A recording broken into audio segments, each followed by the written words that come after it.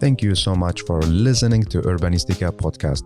I am Mustafa Sharif, an urban planner, and you're more than welcome to join my big journey of exploring the making of smarter and more livable cities. Please don't forget to follow Urbanistica on the different social media platforms, and also let's connect on LinkedIn. Big thanks to Urbanistica podcast partner AFRI. AFRI is an international engineering and design company providing sustainable solutions in the fields of energy, industry, and infrastructure. Are you ready for a new episode? Let's go for it.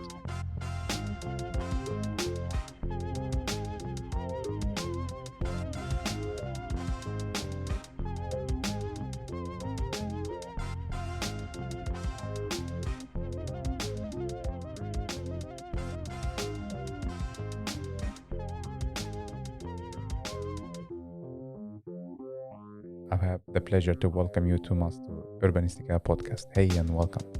Thank you so much for having me. Great to be here. How are you doing?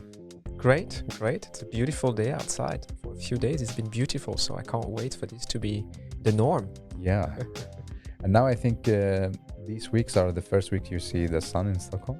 For so long and for so, and consistently. Yes, it's fabulous that every day you wake up and it's a blue, just bright blue sky, gorgeous weather. Yeah. That's amazing. It's fantastic. Yeah. How is it going? Like, are you working from home or from the office?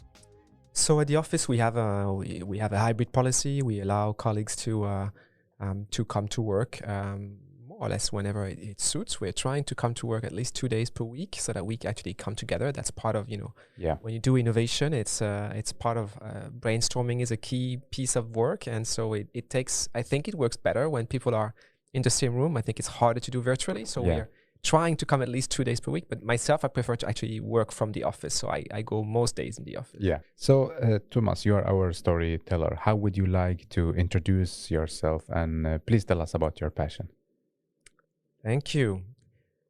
So, introducing myself, that's a tough one. I guess I see myself as a French national originally, although I haven't lived in France for the last 26 years, so I'm not sure whether my compatriots still see me as French, because I think you evolve as you visit the world and as you see new culture, you be slightly different, and you're being enriched. That's also part of why I love the life that I lead. It's just incredible. You connect with different culture and you take pieces of different cultures everywhere you go. But still French national initially, married with my wife is from Djibouti, from Yemeni origin, 2 children. And so I guess we see ourselves as a family, as a mixture of the world, as the representation of the world, right? I'm partly Russian in origin. My wife is Yemeni in origin, so my kids are a little bit of a mix of everything. So that's a little bit who I am. I guess I see myself as somebody who's always worked in the social impact industry, in the non-profit industry. I've never worked kind of for profit. I don't know whether that's good or bad. That's just who I am. And really, I guess a long-term world traveler. Maybe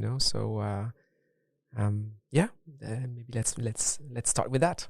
What did you study? So I have a degree in economics and then a master in political sciences with an additional degree in European studies. Yeah. And how was like your journey in non-profit organization started? So, when I guess like most young people, I had no idea what I was going to do with my life when I got into, past baccalaureate level. Yeah. And of course, my parents told me, well, you do the kind of studies that will close as few doors as possible or open as many doors as possible so that when you know what choice you want to make, then you can take the journey forward. And I had an epiphany when I was in my 3rd year of university that I realized that I wanted to work for the non-profit industry. I come from a family where values and impacts and supporting others has always been a part of my life, of my upbringing. It's been very important from my parents who have made very important choices, and so I think it's framed my mental landscape in that way. And so as soon as I came out in where I am in France, you had the the option when I was there at 18. You had to do your military service. Okay, it's mandatory, right? It was mandatory. It's no more now. Okay. It gives you a sense of my age, but no more now. But it was mandatory at the time. You could do it after your studies, but then you had two options. You could do your military service for a year with the army barracks and all of that, or you could choose to do for non-profit, but then you had to do 2 years. Okay. And then you had to find yourself your own organization to welcome you. So I looked for like 6 months because for me this was so important. And I started my work actually in Romania. So that's where I started my career. I started for very small NGOs, non-governmental organizations, for about 5-6 years before I actually joined UNICEF some 22 years ago. Wow, that's amazing. Why you went to Romania, not in France? So, that's again, we all shaped by where we come from to some extent. And because I was, my grandfather was Russian and had migrated from Russia some time back, I wanted to go where he was coming from. Okay. And so I was looking for opportunities ideally in Russia, and I didn't find them. And then I kept looking in Eastern Europe, and then I landed one opportunity in Romania. When you're young, many organizations don't want you because you have no background, you have no expertise. No experience. Exactly. So I found a very small NGO, which was really a neighborhood NGO, who was saying, we want to deploy you in Romania. You'll be the only one there for us. Oh my God. So it's a big responsibility, and you're very young, but if you're willing, we're willing. And for me, it was a dream come true. That's amazing. Big responsibility already from the young age. Yeah. I got really lucky. I mean, it was a bit heavy because it meant that you were kind of lifting, responsibilities at a quite a young age. I was like 21. But they had an immense trust, and that gave me, I guess, lots of self-confidence and the power, or the feeling that I had the power to be bold and daring. Yeah. And then you joined the UNICEF. No, I did a lot of other organizations for a while. Yeah. So after Romania, I worked in Hungary for a bit, and then I worked in Kosovo.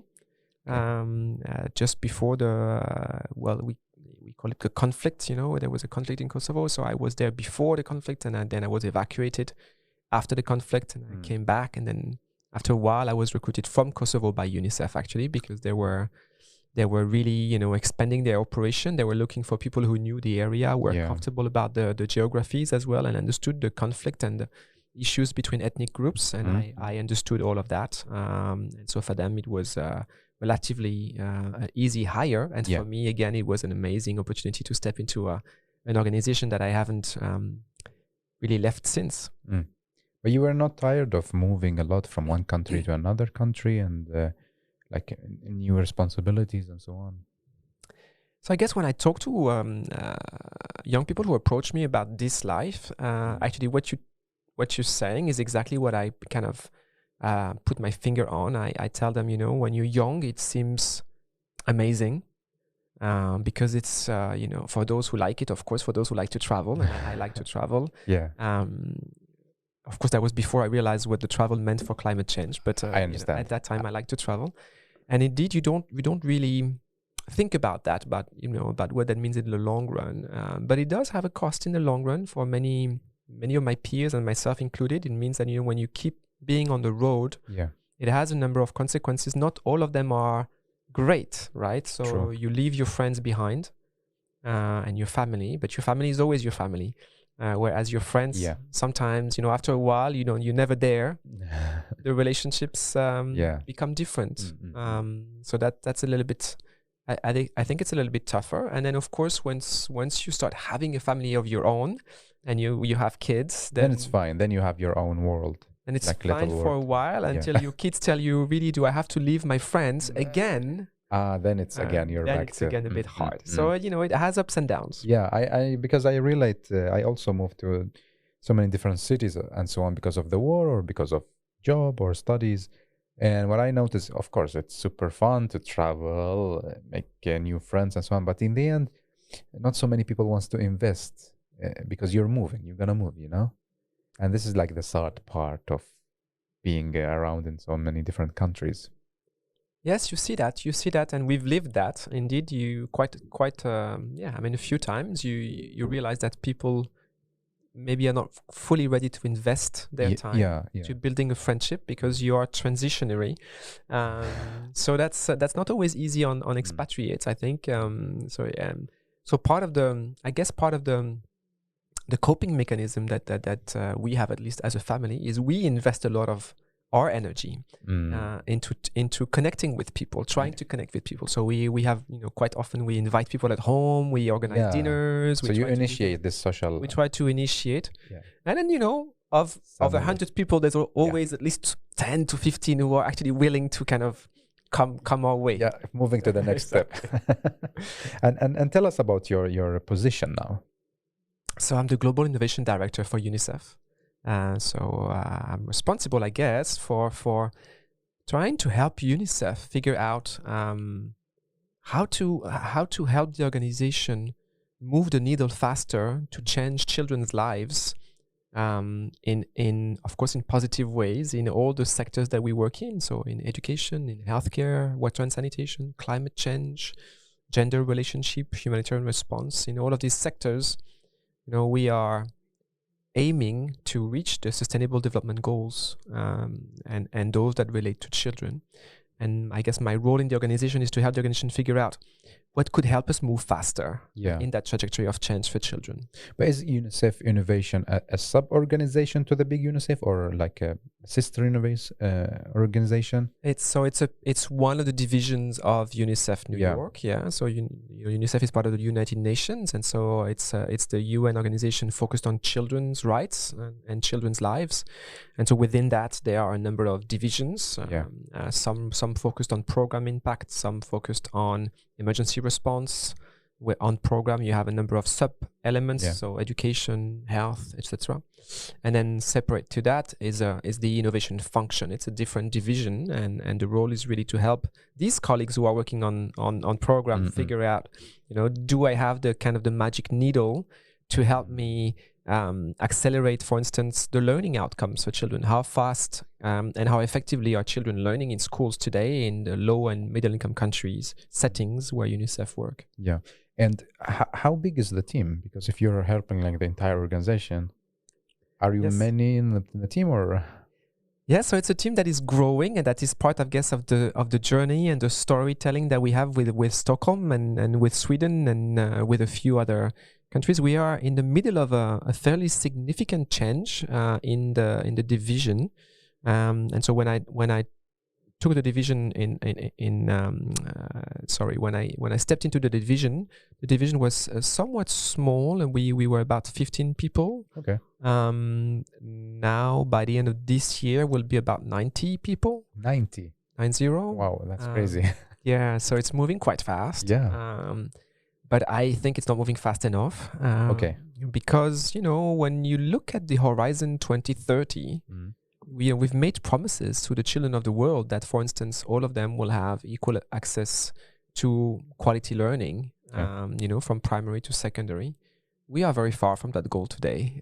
We've made promises that, everybody in the world would have access to safe drinking water. And that's obvious for any Swede, because that seems so normal. True. Here. But in many countries that we operate in, that is so far from the norm. Wow. So, we quite often say we are on a burning platform. We operate with a sense of urgency that I'm very happy with the pace of the change happening in my team, but I still think we need to move so much faster. Okay.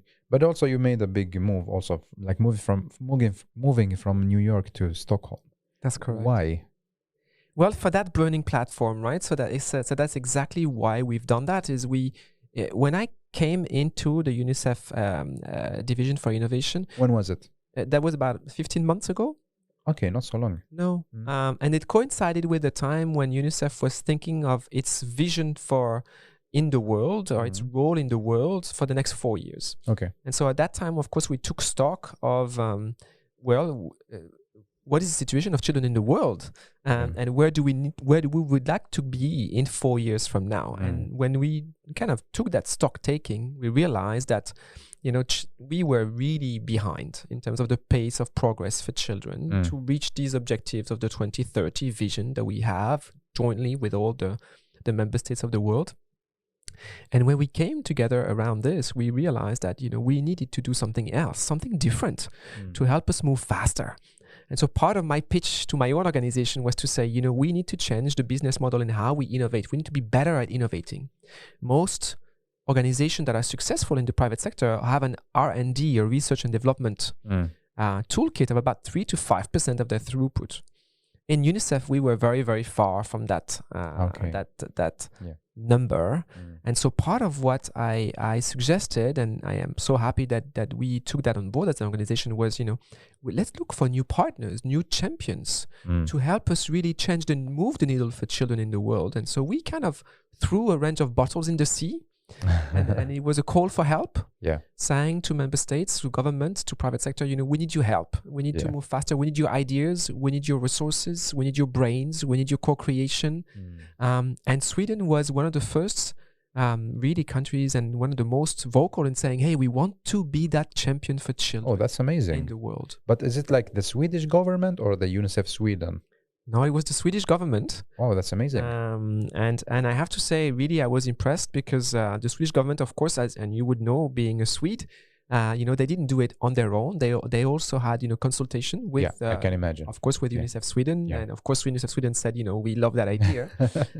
But they were not the only one. Many partners and friends from academia, from the Karolinska Institute, from the private sector, from the creator of the Fotografiska Museum, came in and said, you know, that's amazing. That's an opportunity for us, Swedes, to help UNICEF move faster. Let's do it. And since then, you know, Sweden really put its hand on the table and said, let's do it together. Let's do it together. And the journey so far has been just amazing. Amazing. So how long have you been here in Stockholm? So about 6 months, I think about 6 months, 6 to 7 months, since September. So you're very new, actually. Very new, very new. Still discovering. Do you like it so far? I love it. You know, it's at times it's a bit weird for me working for UNICEF. I feel at times a bit guilty, like I'm being paid to live in Sweden, which is, you know, something that so it feels like it's too luxury. It's a bit, it's a bit too much, right? It's I haven't lived in Europe or in any developed country of that level for forever for me, right? So for me, it's at times it's a bit of a guilt trip, but it's also incredible. I mean, I have to say, Sweden is such an amazing country. It's beautiful. The city of Stockholm is amazingly beautiful. And you know, the fact that there was this consultation between the government of Sweden, the private sector, academia, and also the population of Sweden. Whenever I engage with anyone, since I've gotten here, from anywhere, from more or less any industry, the reaction has always been so positive, so welcoming, so warm. It is incredible, that feeling that you're just welcome, and that people are telling you, oh, I love that mission. I love the fact that my government has made that decision. That is the right place for you to be in. That's the right ecosystem for you to resonate with as innovators. Sweden is a country of innovators, right? Sweden is the one country, I think it's the one country in the world where you have the highest proportion of unicorn in the world per habitant, per capita. And I think we are after the Silicon Valley when it comes to the startups and so on. Exactly. Exactly. So it's a remarkable, you know, ecosystem, but also the population in general. You know, people who have no connection to UNICEF. Everybody I talk to has been so warm and welcoming. It has been incredible. No, but you're very, very welcome. And now I'm also happy that my government did the right decision, that you're here and changing the world. So do you feel about, to be honest, about Stockholm and so on, we're going to talk more about the urban and city and so on. But do you feel that you have all the connections and the tools to move forward? Because you said you felt it's not enough, you need really to move faster. Do you feel now, okay, now it's a good time and we can move faster? So being in Stockholm definitely is helping a lot. But we are just at the beginning of that journey, right? So first, we are setting up the team Of course, we're a large organization, so there's when I talked about 90 will be in different countries. Yeah. Here in Stockholm, we're probably going to land at about 50 or so. At this stage, we're about 8 or 9. So we are moving people from various locations into Stockholm. So that takes a bit of time, and of course, it means that the bandwidth is maybe not as large as I would hope or want to. And also, this is a new place for us, so we are starting to discover new partnership, new opportunities, meet with new potential co-creators of ideas, or understand maybe whether some of the ideas that we need to help move the world faster for children already exist. Maybe they've been created by Karolinska, by Spotify, by H&M, by Ericsson, and we just need to connect with them in ways that we haven't yet connected. And that is what we're hoping to do. I have to say, we have an incredible ally, which is UNICEF Sweden, who's been here for decades and decades and who know more or less everyone here. And so we are routinely kind of asking them, who do you think we should try to connect with to take this to the next level? And they've been amazing. They're also our host physically, so we are joining. So your office is there with them. Our office is there with them. So that's great. But no, I mean, for us, we're not there. We're not there. This is the beginning of a new way of doing business. I think it starts with a place of humility for UNICEF, saying, it's an amazing organization. We are present in about 190 countries in the world. We are a team of 17,000 people. It's an incredible mandate. It's an incredible mission, but we're certainly very far from knowing everything that we need to know to help children in the world, move to that dream that we've established for the 2030 vision. And that is why we're so happy to be here to connect with people who are dreamers, right? The Swedes, that is why that ecosystem exists here, is because you have dreamers, you have people who are kind of shy and discreet, but they dream big here in Sweden. And tell me more about the team, what kind of disciplines do you have in the team?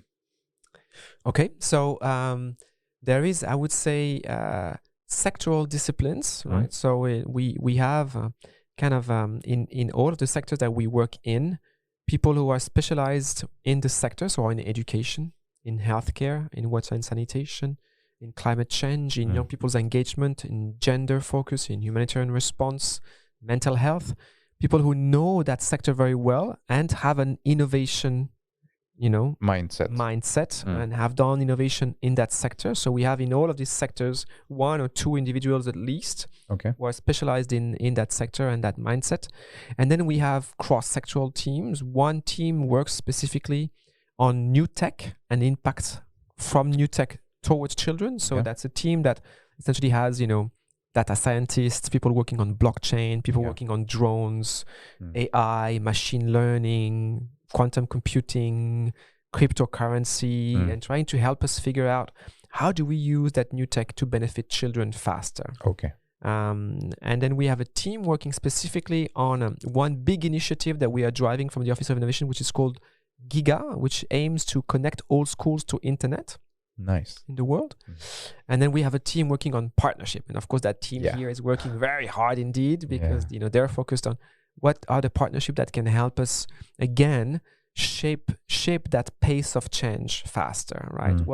And that is, I guess, one of the challenges that we have here in Sweden, is that the ecosystem is so rich that our challenge is not so much finding partners who are exciting, it's choosing the partners that are going to really help us really shape that and pace that change fast enough. So you have people from different disciplines with different backgrounds. Yes, absolutely. Can you mention to our listeners 2 or 3 projects that UNICEF Innovation do or did? Sure. I mean, there's so many. Let me choose a few. So I was talking about GIGA and connecting schools, and maybe I can just explain in a minute. So the world is in the midst of a learning crisis, and that was true pre-COVID. That is a lot worse now. To give you one indicator only for your listeners, if you talk today to a 10-year-old as an average in a low-income country setting, so poor countries in the world, in the global south, essentially, about 70% of children who are 10-year-old today who are in school cannot explain to you a text that they read. They can read the text, But they cannot explain to you what it means. oh, 70%. 70. 70. So we are in the middle of a learning crisis, right? So even those children who get to school are not learning what they should be learning. So we have lots of initiatives. We have a major initiative which we call Reimagining Education to try to really, and it's not just UNICEF, it's with the World Bank, UNESCO, so many partners. We're trying to figure out how do we do that. And within that, there's a number of pillars of change, one of which is, can we define a curriculum that is more effective for these learners? The second is, can we use tech? Can we use machine learning and AI to help children learn at their own pace? And maybe some of the children are going to be very, very good in mathematics, and others are going to be very, very good in English or in Swedish. And machine can help define that in ways that the teachers can then, invest their energies in supporting to children where they are struggling. And then we have another pillar, which is acknowledging the fact that in order to do that, then you need to have connectivity. So that initiative is to say, okay, how do we connect all the schools in the world to internet? Right now, there's we don't know yet, but we think there's about 6 to 7 million schools in the world. So we've invented a technology that essentially uses satellite imagery. It teaches satellites to recognize a school building, a school premise. Oh, that's so cool. Yeah. And then it looks at this and then it maps all the schools in one country. And then we bring that to the Ministry of Education and we say, hey, these are the geolocalization of your schools. Can we now help you make a bid so that you can use telecom operators and people who build towers like Ericsson and others to know exactly where these schools are to build connectivity? And then we've built an additional layer, which is that we allow government to know once these schools are connected, whether the connectivity is actually working or not. So we've built a very simple light system, and you have dot on your map, and the dot is green, which means there's good connectivity. Orange, which means there's connectivity, but actually it's poor connectivity. Or red, which means that there is no connectivity. And so it allows the Minister of Education to figure out, okay, hey, I'm paying for connectivity in my school, but it's not. But maybe it's not happening. So that's a big ticket that we are working on. Another one, which is currently a huge focus for us, is trying to understand how do we identify issues of mental health in children and young people.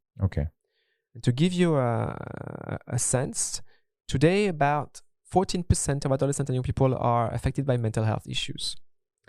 The vast majority of this 14% we do not know. Why? Because we don't yet have the right tools to figure out how to recognize mental health issues in children and young people, and for the most part that those happen or are becoming visible at teenage years. And as we know, at teenage years, most teenagers in the world don't really want to engage with adults on issues that they are not comfortable with. So we have an issue of identification, and then of course that means we have an issue of management of these mental health issues. And of course what that means is that many of those issues will be unmanaged, untackled, unaddressed, and that will follow these teenagers into adulthood. With, of course, significant impact. And what we believe in is that COVID has made the situation a lot worse.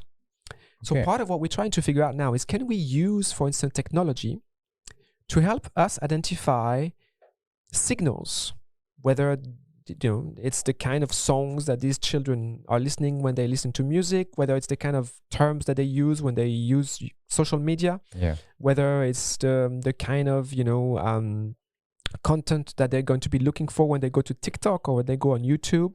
Can we use, again, technology to help us figure out, okay, maybe that young person is not doing well.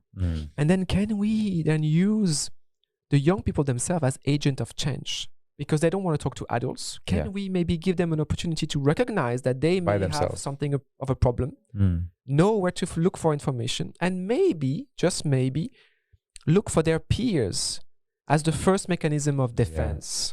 So that those are some of the things we're doing. And maybe a last one just to whet your appetite. So part of the issue for many people in the world, again, that sounds foreign here in Sweden, is the fact that there's no access to water for many people in the world. In many countries in Africa, it means that people are digging wells. And as climate change impacts the water tables in the world, many of these people are spending hours and hours and hours digging wells that are dry because the water table have Yeah. changed. Mhm. So we've again looked at the use of satellite imagery to recognize bodies of water Okay. and where is water, so that we can tell communities, don't dig here, Yeah. dig there. And so we've multiplied the chances of finding a well by 400%. And we are now trying to work with these communities to figure out how do you sustain that access to water in your own consumption mechanisms. So those are the kind of things we do. I mean, there's so many other examples. Yeah, but because it's I'm just a following. sense. It's like the work you do is amazing. Like the team and all the partners, it's super amazing. Like you're really changing the world. And I'm so happy. I'm following UNICEF Innovation on LinkedIn, and every time I see they post the project, I be like, wow, this is so amazing. Like I'm really inspired, to be honest. And I see, because I get hope when I see people really do the change, and instead of only talking and doing these strategies and so on. So like shout out to the team and to the partners, and a really, really good job. Thank you so much. Thank you so much. The team is working so hard. I can imagine, and I can. The thing is that we see the result, which is great. Yes. Yeah, and I'm wondering, because like what we hear in such big organizations, it takes ages until that you agree about something and you do something. How is it in UNICEF Innovation? So it's quite different. It's quite different. One, and I really want to say that, I mean, part of the results that we're getting is really also, in a big part is thanks to the amazing partners that we have that we're working with. So if I talk about Giga, for instance, that I just talked about, Ericsson, when they heard about this, immediately said, but we work with telecom operators all the time. We work with machine learning all the time. Can we lend you our knowledge to accelerate results? And so since then, we've been working very closely with them. So it's also thanks to these amazing partners who, from the get-go, they just say, hey, I want in. I'm interested in impact myself, and can we lend you? And all of the engineers that we're working with, they're so happy, to lend us their time. And of course, we're not paying them. This is paid for by the partner. But that's amazing. And so that happens with so many other partners. That's a big part of the success. I guess in terms of the processes, the UN is always quite heavy. Where we're so lucky is because we are the Office of Innovation, we kind of have a mandate to change things, right? And to be disruptive. That is a little bit the mandate. We also have a mindset that we would rather ask for forgiveness than ask for authorization. And so our mindset is to say, if we believe something is worthwhile and if we have the resources, we're just going to go forward and do it, mostly. And then if we, sometimes you do the wrong choice, it happens, or sometimes it doesn't pay off. Most innovations are a bet. So we try to make the best bet we can, but it doesn't always work out. And so our mindset is, let's move. And then if we messed up, we'll just ask for forgiveness. But so we are much, much faster, much more agile piece of the organization than most of the other larger pieces, I would say. So how big is your closest team? Well, that's a tough one. Is it because big? Well, I mean, I see everybody as my closest team because, we are working in different sectors. And I'm inhabited by that urgency for change. So I guess one of my own challenge as a manager, as a leader, is that I'm so invested in what happens to children that I keep asking questions to colleagues. What happens in education? Where are we? What is the solutions that you guys are working on? I want in. And then I say the same thing to health colleagues. And of course, I kind of disrupt my own team because, of course, these teams are all managers, right? And so that is part of my own challenge as a leader is I get so invested that I see kind of everyone, a phone call away. I guess it's a bit of a gift in terms of, it lends in the same way that, from what I understand, Sweden works. So it's a fairly flat hierarchical structure that we have. And to my mind, I also want to tell the team, that urgency for change is so important that if you feel as a team that you're not getting the kind of traction you need, I'm just one door away. You come into my office, we discuss it, we figure it out. And we don't always have the answer, but we brainstorm. That's part of how I see my role as well. So you're leading together. Because what I see, like, we have big challenges and we need a brave leadership. What is your reflection about this in order to make a real change? So definitely, and this is part of what what I love in my job is that ability to meet just incredible people. When you work on innovation in particular, you meet with people who want to change wherever they come from, whatever industry they come from. Those are all game changers, change makers, and that is incredible in your mindset and in the energy that they give to you. I'm also really very, very convinced that organizations such as UNICEF and leaders wherever they may be have a duty, right? They have a duty, a mission to be bold, to be daring, because, and this is part of, I guess, a very deep belief for myself, is that quite often people expect things to change. Yeah. And yet we in UNICEF, we have a mission to change things. And so part of what I always tell my team is, we have that mission. It's with us. It's clear. And we can change the world. And because we can, we must. It's the Spider-Man thing, right? Big mission, big responsibilities. And I really believe that because we can change the world, because we are in all the countries in the world, we are trusted by the government partners that we work in. In most countries of the world, we've been there for decades. They trust us. They feel that we are a safe partner. They feel that we are a true friend. We tell them sometimes when it works, sometimes when it doesn't work, and therefore we have engagement, we have entry points. That matters a lot. So it means that, when we believe in things that could change the game, we have a duty to bring it up, and then we have a duty to be bold, to be daring. And to me, that's true for all leaders. That sense of really, if you look at something that is going to be changing the lives of millions or your constituency, then you have, the requirement to put that on the table. And sometimes you fail, sometimes you succeed. The outcome is not always known. Yeah. But you have to try. But do you, because like, what is it about the journey or the result for you? No, because I see you trying new things. So every project is something new. Yes, that's correct. So it's an interesting question, because right, in innovation, many people will tell you that innovation is a mindset, and that you always have to try new things, and you have to be ready to fail. That is true, and I think in any large organization, I think that notion of having the space, the confidence, the self-confidence, and the safety to try new things, knowing that they may fail, is quite important. It means that you're building energy in any organization. You build people who dare, who try. Yeah. This is very important. I also believe that when you work for innovation from a structure perspective, you need to figure out, what am I innovating for? And I innovate for impact for children. And so that impact has to be there eventually, right? I need to be able to see that the work of the 90 people that I work with is changing the lives of children in the world. We need to be able to be held accountable for this change. We need to be able to say, we've tried this, it failed, and therefore we tried something else, and that succeeded.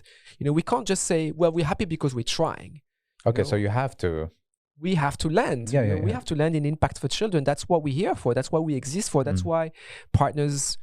give us their resources, their time, sometimes their financial support, that, we're there to make a dent in how fast we can improve the lives of children. And that has to be visible at some point. We may not always succeed, but ultimately, of course, I'm hoping that for the most part, we have to succeed. And do you face a lot of challenges when it comes to working with a project in order to get partners, to get ideas? What are the challenges you're facing?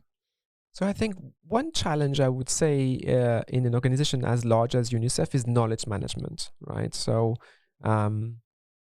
if I give you an idea, for instance, on learning and education, right? Many of my colleagues in the world, and I've been in the field in UNICEF for 21 years, so I felt the same way, right? You're in a country and you ask yourself, what is the best idea I could come up with to help children learn faster in the country that I work in? Then they simply ask, so who has the best idea in the world? And right now, we're not quite able to answer that. Okay. Right? Because there's many ideas. Yeah. And if you look to the startup industry or to the edtech movement, many solutions. Right? So if you're a government minister, even on education, you don't even know which solution to start with. Yeah, because there are many. There are so many. And so I believe very strongly that part of our role as the UNICEF Innovation Office is to figure out who has the best idea. So if you want to work on early childhood development, if you want to work for learning outcomes for a 10-year-old, if you want to work for a transition from secondary to life, to employment or to tertiary education, who has the best idea? I think we have a duty to help, our partners figure out, okay, we as UNICEF, we have tried that idea in Uganda and we have tried this idea in Indonesia, and we feel that maybe this idea is better for your context in Ghana or in Costa Rica. That is, I think, the mission. That is one of the major challenges that we have.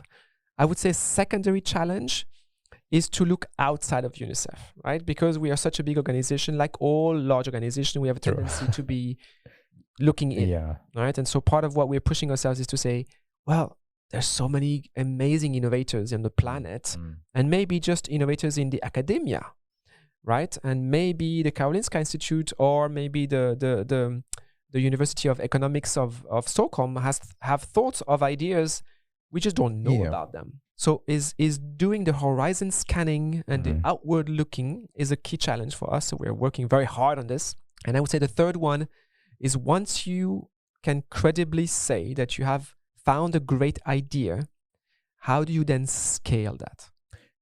Scale that globally, right? So if that is the best idea for enabling children to really learn what they should be learning from a 10-year-old perspective, how do you make that idea available to everyone in the world? How do you make that idea available for people to be able to use that and scale that in their own context? Is a tough challenge for us, because then it means always looking for new financing models to do that. Exactly. So the first challenge is about like creating a database that you collect all the ideas and then see which one fits this place and with this conditions. It's a knowledge management platform. Yes, we've created it. We're now working in refining it. Right now, it's a bit basic. We're calling it Invent, of course. Okay, but yes. Yeah, that's amazing. And like the third challenge, which about scaling up. Yeah. Is it easy for you? Like you're here in Stockholm, the office is here. Is it easy for you like to scale it up in another country? Do you have this communication and connections in different countries? So the power that we have, which is I think really is a superpower, is that because we are UNICEF, and because we are part of the UNICEF organization, if we have a good idea, we are able to connect with the UNICEF organization, right, which is present in 155 countries, developing countries in the world, and then if you count the UNICEF Sweden and all of that, we can actually scale to 190 countries. So our voice and our reach is immense, and very, very few organizations on the planet have that same reach. That is an amazing strength. The challenge is more about the financing of these ideas, right? Because many times, we are, to give you an idea, we estimate today that to reach the SDGs for the world, we are short about $2.5 trillion annually worth of investment, right? And so routinely, the challenge we have is when we talk about, let's say, the Reimagining Education initiative that I was talking about, right? It's billions worth of investment. If you want to invent a new curriculum that works digitally in any given country, and then you have to train the teachers about it. Then you have to make sure that the software is appropriate. Then you have to make sure that the machine learning is appropriate to that context. All of these are investments, additional investments that ministries of education will tell you quite often, my budget is closed. I'm sorry, Right? So if you want me to do this, we need to find new monies, and or different ways of financing that. And that is quite often a major challenge. And that is, to be honest, one of the areas where I'm also very happy to be in Stockholm, because part of the journey that we've promised each other to be in with the government of Sweden is that, we were very, very open and very transparent in telling Sweden, we can't do this alone. We need your help. We need this. In connecting with your ecosystem, but we also need your help in allowing us to build coalitions of partners. That when we land on these good ideas, will you help us find donors, find partners? And that is part of what we hope is going to be that journey of change as well. Okay. So now it's a lot of structure building, with relationship building with the government, with the ecosystem and so on. Yes. And it's finding these great ideas, right? These ideas that are going to change the world. Is finding those that are transformational, because that's also one of the challenges everybody has, right? If you're if you're Mr. Anyone, and you want to help any organization, you don't even know where to start. There's so many organizations that are doing great stuff. Yeah. And so part of what we're trying to say from a UNICEF perspective is, at least on children innovation, we want to be able to be a voice, a credible voice, that can tell partners, whether they're the government of Sweden or the government of Uganda, well, if you want to invest X million dollar in changing learning outcomes, this is the innovation that you can support. And we are connected with other organizations for children, Save the Children and others. And we believe that this is a credible solution, no matter what organization supports it. That's kind of where we would like to land. Do you meet a lot of people, like to build these relationships and so on?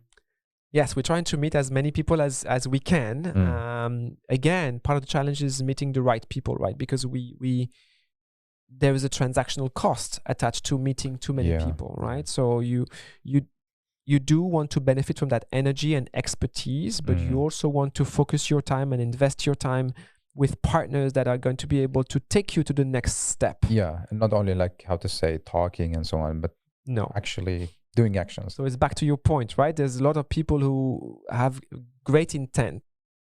We want to land. We must. Yeah, land. you need to do it. Yes, and not only talk about it. That's correct. So what is the next step in UNICEF Innovation? You told me the first one is the team. You want to be 90 in the end of this year, which is a crazy. And what else are the goals that you want to? So we are trying to build teams around the sectors that I defined, right? And so I have to say, when I said we launched a number of bottles in the sea, we launched one bottle that was really that global partnership for innovation, and Sweden is that amazing partner. But we also sent other bottles in saying we want to establish teams that are going to be specialized in a particular sector, on education or innovation in health or innovation in water and sanitation. And we want to be supported by these other maybe governments or other partners to be able to constitute these teams, which in a team that we call a hub, a global thematic innovation hub. And that team is going to focus only on what kind of solutions do we have or do others have to change that needle. And so the next step for me is constituting these teams, because right now in most of my current agenda, I have one person or two persons per sector. Okay. Right? And that's great, but it's not enough. You need more. I need more. If we want to move faster, we need more people who are going to come together and figure out, on climate change, what do we know? What do we know works? What do we know others have tried or failed on that works in any given industry? Can we bring this to the child industry? What would that mean for them? How do we connect with Friday of the Future to figure out whether the solutions that we have make sense to them? Do they make sense? They have to make sense, because that's the population that generationally is going to use those solutions. So, I need more than one or two persons that otherwise are going to be just completely swallowed by processes and engagement. So that's the next step, is trying to build 9 global innovation hubs on 9 kind of thematic. We call that portfolio approach. Okay. So that we can really genuinely connect with anyone who is interested and invested in that. So that's one major one. And the second, I would say, is really landing as fast as we can on what are these transformational solutions, right? So because when I want to be able to tell partner when they say, okay, what do you want my help on? Right? So I have 1 or 2 or 3. I have to be able, what I would want to do is be able to say, well, what sectors do you resonate with? What sectors matters to you? Yeah. Some people care about, water. Other people care about gender. Other people care about mental health. And then let's talk. And then we have ideas everywhere. But, let's define what is really transformational. Very, very interesting. It's a big journey, and I will be more than happy to follow, and I will be more than happy to keep the conversation, and we record more episodes to see the change that you're doing. Thank you. Hugely exciting. Yeah. And now I will take you to my arena about cities. Of course. I'm happy because when I heard Pernilla, UNICEF Sweden, she told that you're moving here and you will be part of the ecosystem, which is amazing. So in this podcast, I explore what is a smart city together with my guests. And I would love to ask you, how do you define a smart city? So I am not an urban architect, but I would say really from a layman's perspective, right? To my mind, to me, it's is first and foremost about the space of the human in that city. That's how much is the city, does the city enable a person, any given person, but of course from a UNICEF perspective, any child or youth or young person to thrive in that city is a little bit how I start, where I start from. And that to me is a smart city, is a city that has the right balance between the ability of anybody to enjoy the city and not be overwhelmed by the city in different ways. And so, to have the opportunities that they need to have to thrive and enjoy, and to have these opportunities, when we talk about smart, at their fingertips, right? That's the smartest element of it.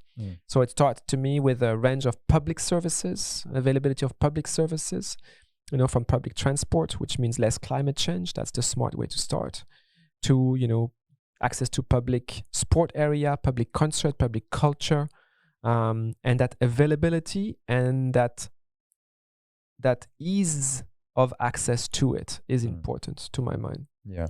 Do you in UNICEF Innovation talk like about smart city, or no? You talk like the different profiles. Yeah. So to be completely transparent, we are still on a journey around urban engagement, right? Because we tend to be sectorized by UNICEF. We tend to talk about education. We tend to talk about verticals. Yeah. Education, water, health, sanitation, etc. Not so much about urban. We are doing this more and more. And of course, in UNICEF, we have an initiative which is generally led by national committees such as Pranilla's, right, around having a sense of appropriate city engagement. Yeah. But I wouldn't say that we are scientific around it yet. So we normally talk about smart services. Okay. Feel Stockholm is a smart city somehow? So I would say more than most. More than most, definitely. When I came here, for instance, I took a range of public transport. It was immediately available on Google Map.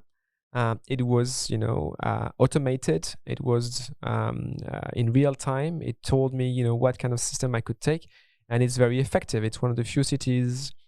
I tell that story generally to my friend that I never take buses, because in most of the developing world, buses cannot be trusted. No, cannot be relied unfortunately. upon, right?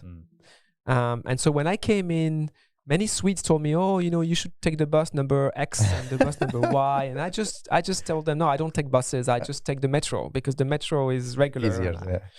But since I came to Stockholm, the reality is that buses are absolutely on time, and when they're not on time, in the system, in Google Map, it tells you. Yeah, they tell you 2 minutes delay, 3 minutes delay, and that is amazing. So that just as one element of the urban planning and the urban movement is so important, right, for people to understand.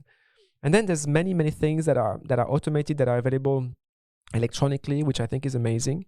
The one thing where I would maybe be a little bit more hesitant is if you're not a Swedish speaker. Yeah.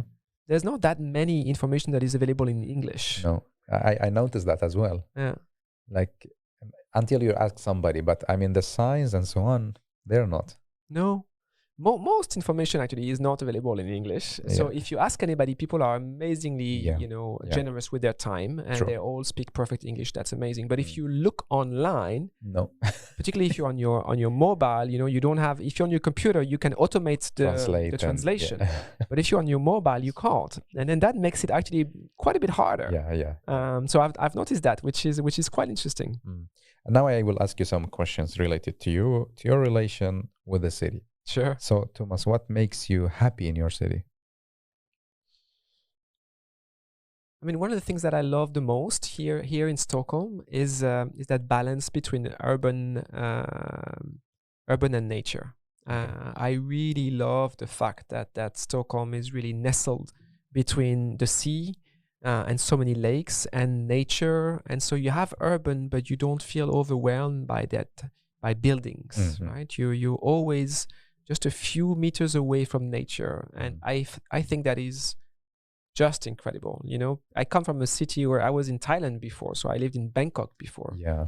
Right, and so you could put the whole of Sweden in Bangkok, and you still have some space in terms of their urban habitat. Bangkok is 12 million people. Yeah. Sometimes people say 14 million people. Wow. So it's huge, but there's Yeah. very little green spaces in Bangkok. Very, very little. And you know, when you come here, the contrast is extraordinary.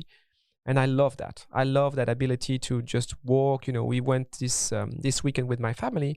We just went walking for 3 hours, and you know, it just took us. We just took us a metro ride, and we were in the middle of a forest. Yes, It was it's amazing. like it's nothing. Yeah. That's amazing. And what makes you sad, apart from the information in English, from more like urban planning and architecture? So maybe two elements that I find interesting, and it's not so much sad because I mean I'm a newcomer to Stockholm, so nothing really makes me sad. I'm still in the discovery mode, very very much, and I'm always, of course, as most innovators, I'm always a glass half full guy. So I don't look at the negatives. I tend to look at the positives, but maybe two things that I'm kind of questioning a bit these days. One is, you know, do we have spaces that allow for communities to mix up? Is one question I have. It seems to me that there is geographic areas that seem to kind of cater to different socioeconomic backgrounds, and you know, as a Frenchman, we see that in France, and it hasn't always had positive impacts in the long run, right? What that has brought in France is progressive kind of caste system, divisions of people perceptions about where they are and where they're not, and who they are and who they're not. So that's a question mark in my mind. I have no idea what it is or what it is not in Sweden. It's too new to me. Yeah. But you can see, right? If you go to Östermalm, you can see that this is, you know, not a neighborhood for everyone. And you see that a little bit in different neighborhoods. That sense that maybe there are divisions of socioeconomic background. So that one question mark around that. The other that I wonder, but I don't know. I mean, I know that Sweden is not the warmest country on the planet, but I don't know yet when the weather gets warm, whether there's kind of sports area that enable young people and children to play out in the middle of the city, which I would love to see. I could see some, but I don't know whether there's enough or not. It's still too new for me to figure that out. Okay, interesting. Maybe the next episode. Yes. We will see if you figure out or explore the entire Stockholm. Sure. And what should the urban planners stop doing when they plan cities? Now we are talking in general about cities. You have been in so many different cities. Yeah. So I myself, I'm a proponent of low building height. To me, that's so low building height, and I have to say that doesn't apply to Stockholm, but you know, the primacy of cars over pedestrian, right? So to me, those are two major issues that I have generally with urban planning. Is that you get buildings that are higher and higher and higher and higher and higher, and as a human being, as a person, I find that overwhelming, suffocating after a while. I feel like this is no more a city for people; it's a city for building. And you don't see, because of so many buildings, you don't see the light of the sun anymore. You hardly see the sky. So it's not the case for Stockholm, I have to say, but as an urban planner, that's something that I care deeply about. And the same is true for cars. And again, that I have to say Stockholm is amazing in that way, because so much is being done for public transportation. I think that's exactly where we should be going. I think, you know, in a couple of decades, I think all cities should be fully public transport. People should leave their car outside of the city center, because that is how climate change will, you know, be impacted. And two, that is, it makes such a big difference on how well and how you can enjoy the city as a pedestrian, as a person. Very, very interesting points. Actually, you're good in seeing the cities from urban planning perspective. I don't know. That's just the way I react to it. Yeah. And what do you think that urban planners should start doing when they plan cities? One thing that I really liked, I visited, I think, the Culturhuset in in T-Centralen. And it was interesting to hear that. I understand. I don't know whether the story I heard is right, but the story I heard was that there was a contest in the design of that, and that those that won were, from what I was told, a team of women. And one of the reasons they won, and apparently one of the big success of that space, was that they planned many spaces where people could come together in different ways. And so they mixed up, places for kids with places where people could just have a seat, and people could sit and people could talk. And apparently that's part of the success. And to me, that same recipe is so important for urban planners, is that we have a tendency to think, this is just for transport, this is just for road. And we have to acknowledge that, yes, but if you put buildings a bit further down the line, it means people are going to take that road. And so maybe you need to think of spaces where there's going to be a range of coffees and sports. And so mixing it up is going to be so important for people to start investing in these spaces and make these spaces beyond just being a road, but being a space that they inhabit, that they occupy, that they maybe start, coloring in. That's one thing that I think is super important. And then one thing that I would love to see, but it's harder, is also the visuals. And I that's a bit of a dream of mine, right? It's not, I don't know whether it's practical, but many people, when they live, I think if we were just having a contest and saying every 4 years or what, you choose the kind of decoration or the kind of color you'd like to see in your neighborhood. Yeah. How would you like it? And then you have a contest, or you have, I don't know, a small vote. I don't know. But I feel that people will start getting invested, right? In their communities in ways that maybe sometimes they feel, other people should take care of that. And so maybe you drive engagement, and you drive a sense of community through that. So I find that an interesting idea. Yeah, and very, very interesting points you mentioned now. I think it's going to be interesting for me, also for the listeners, to hear from you. You're not like an urban planner, but you're coming with this input to us. So it's very interesting to hear that. I'm sure you guys have thought this through much more deeply than I could ever start. And now we are moving to the last section of this episode. It's about you, like more personal. So Thomas, if you can choose to be something else than being a human, you can choose to be an animal or a plant or an object, anything you can choose. What will you choose to be and why?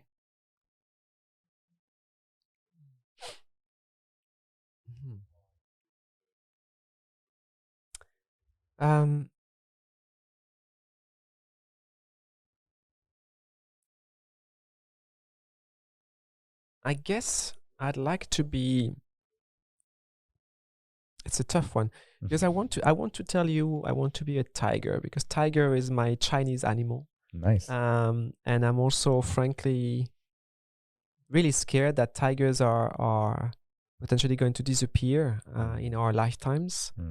And so it resonates with me in a very personal connection that I find it so sad. I think it's also such a majestuous animal. It's just an incredible animal, and but it tends to be very lonely, and I'm not a lonely person.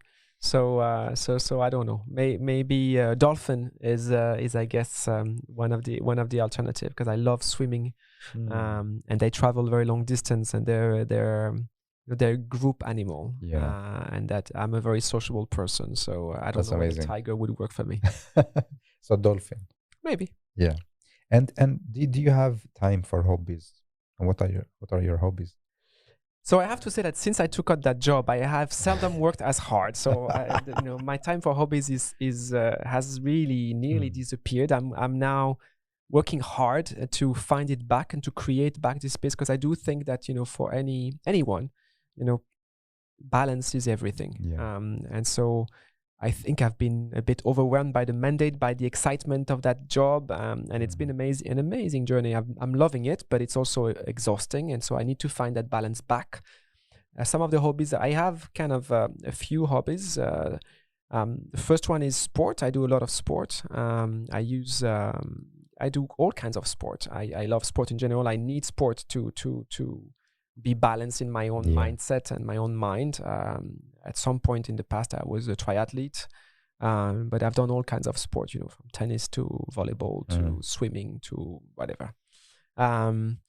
And then I read a lot. But I read not serious books. So I guess that, because most of my work is around very serious issues, and most of the the UNICEF mission is around difficult issues. I normally only read science fiction books. Okay.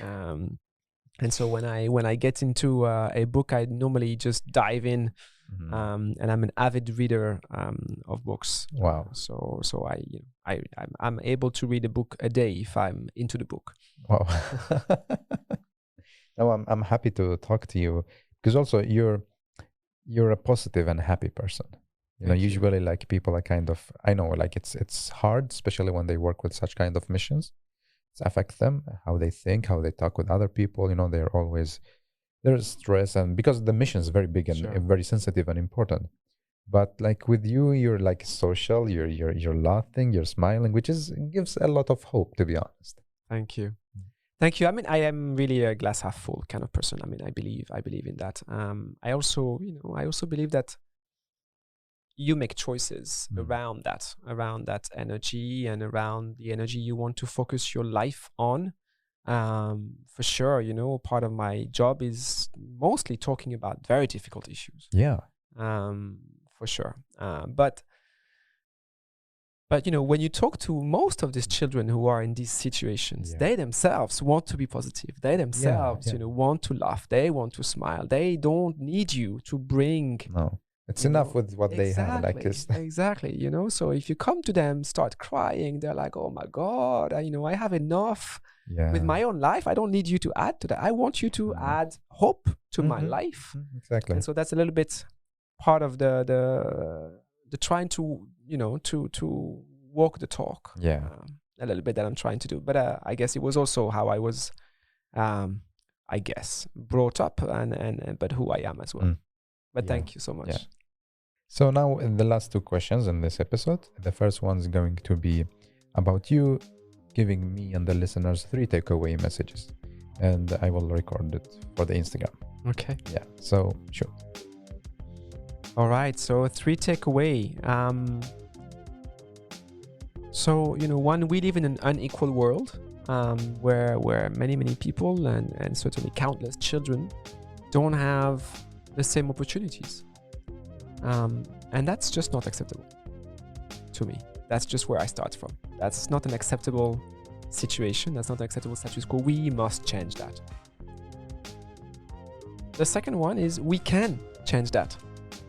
There are amazing ideators, creators of ideas in the world. The human being is such an incredible machine to invent new things. And we have the power to do this, right? We were able to invent vaccines for COVID, in a year when everybody was saying it should take 10 years. When we come together as human beings, we can do just about anything. It takes choice. And that's my third takeaway, is that choice is a choice we make as societies and that we make as individuals. And it matters where we stand as individuals, because we shape the societies that we inhabit, that we will inherit. And so that choice is a choice that we can make every day, and that we can help others make every day, thinking about what do I do for my own life? What do I do for my kids' life, for those I love, but also for those maybe that I don't love? And what can we do together to kind of shape that future in which all of us can be happy? Yeah. Right? We are overproducing. People are going hungry when we are throwing away 40% of the food that we produce every day. That doesn't make any sense. And we can find a stage where we have that balance for us, societies, for the world. It's doable. It's about choice. Yeah. And the last question is going to be you asking it to me and to the listeners. What is your question to us? What choice do you want to make? What choice is a choice that you will want to make today or every day? that you think that you can turn around in 50 years and think, oh, that's a choice I'm happy to have made. Well, I'm happy, as I told you many times, and I will tell you one more time, I'm very happy to talk to you and very inspired. Thank you so much. Thank you for having me. Really a pleasure. Thank you.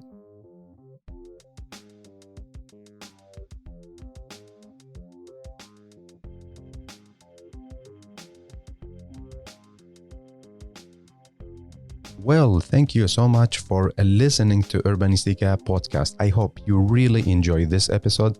You learned something new and also got inspired by the guest. Don't forget to share the episode on your social media and recommend it to people you think they are really interested in this topic.